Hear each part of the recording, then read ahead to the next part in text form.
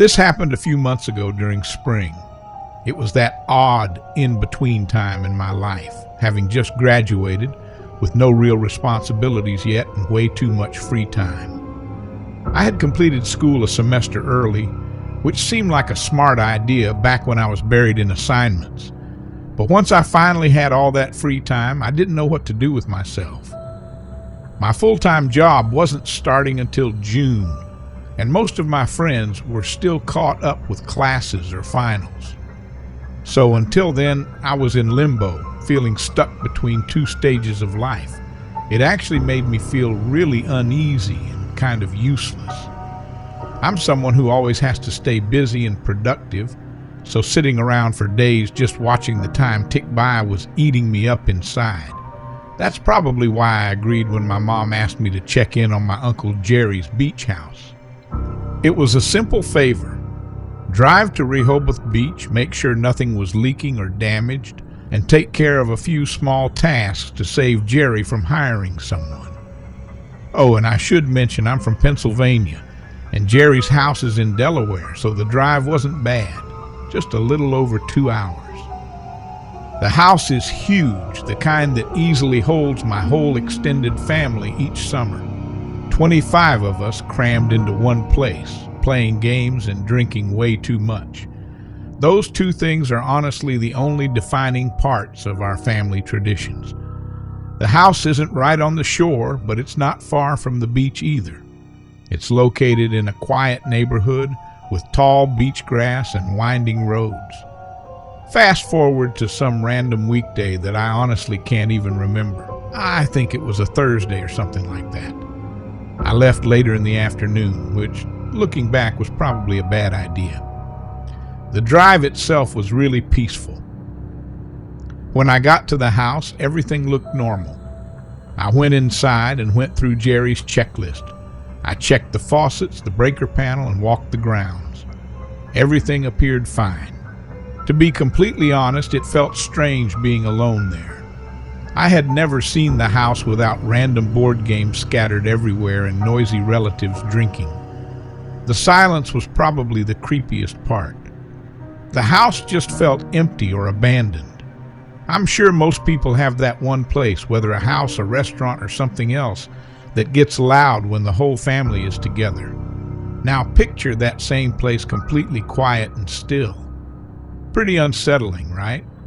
Anyway, it was getting late and I hate driving at night more than anything else.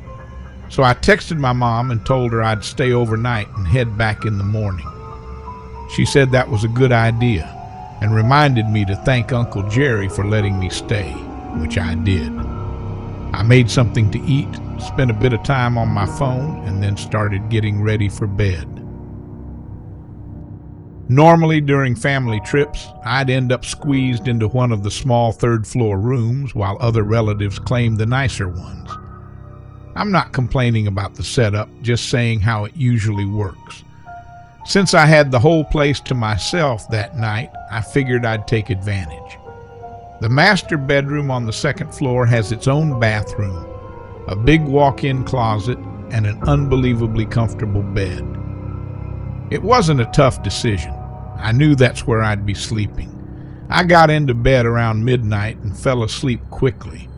I don't remember the exact time I woke up, just that something jolted me awake. I was still half asleep, but I was completely certain a noise had just come from the closet, like something had dropped inside without much sound. I turned my head toward the closet. Even that little movement made my heart race. My brain was awake, but my body didn't respond, like sleep paralysis without the actual paralysis. I was able to move, but I didn't want to. I didn't want to see what might be in that closet. I squeezed my eyes shut and told myself to go back to sleep, and I almost did. But the exact moment I began to fall back asleep, I heard it. A soft thump from inside the closet. I opened my eyes just slightly and tried to convince myself I imagined it, but I knew I hadn't. Like I was under some invisible weight, I lay there frozen with no control over my body at all. Unlike earlier, this time was real. I couldn't move even if I tried, Until then, I had never truly grasped what it meant to be frozen with fear. I listened in horror as the closet door slowly creaked open. Through barely opened eyes, I saw a shadowy figure walk into the room. It just stood beside the bed, completely still, watching me.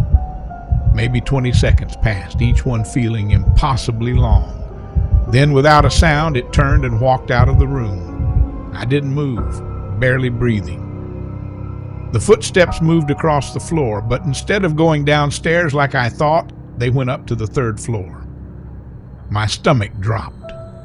That was the only staircase. There was no other exit from there. My brain was screaming at me to do something, but I was paralyzed by fear. There was no way I could take on a grown man. I had no clue if he had a weapon. All I could do was wait. After a few excruciating moments, I managed to break free from the fear.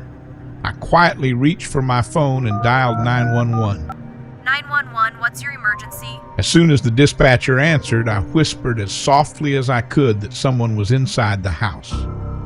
I slipped out of bed and quietly turned the lock on the bedroom door. Then I waited. Each minute crawled by until I saw red and blue lights flashing through the windows. I was honestly surprised by how fast the police showed up. I ran down the stairs, opened the front door, and almost collapsed in relief when I saw the officers. They didn't wait. They went inside immediately, moving quickly through the house. I stayed outside. It didn't take them long. They said the house was empty. I couldn't believe it. I had clearly heard the footsteps upstairs and there was nowhere else to go. That meant he had to still be inside. There was no other explanation. The police said he probably slipped by me and I was too panicked to notice. I knew that wasn't true, but what could I say? The guy was gone. I didn't feel right letting the officers just leave, so I called Jerry. Jerry wasn't having it. He snapped at the police and told them to search again, saying my life might have depended on it. So they did. They went through the house again, more carefully this time.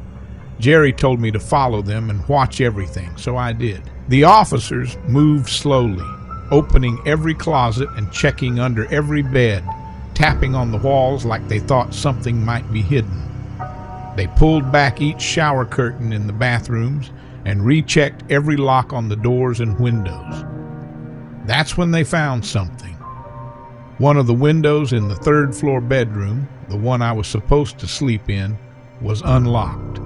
One of the officers stayed at the door while the other went downstairs and out to the back deck.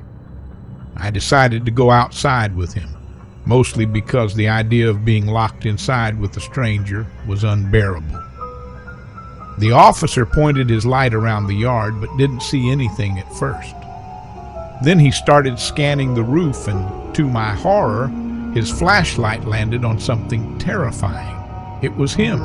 It was the same man who had been in the house. He was just sitting there on the roof. He looked disgusting, bald, wearing ragged clothes, and like he hadn't bathed in years. The next hour passed in a blur. The police talked to each other and eventually got him down and into cuffs. They said he was most likely homeless and had been living in the house for several days, maybe even longer. But when they asked how he got in, how long he'd been there, and why he hid in the closet, he didn't say a word. He just had that same creepy blank stare, like none of it mattered.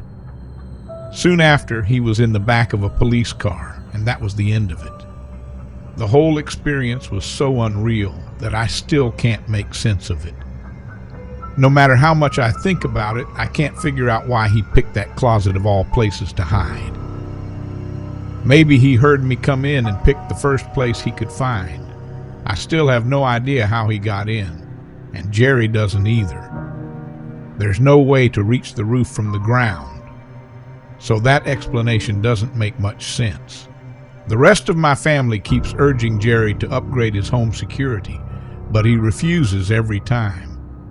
And for some reason, I can't stop thinking that if I had been in the room I was supposed to be in, things might have ended very differently.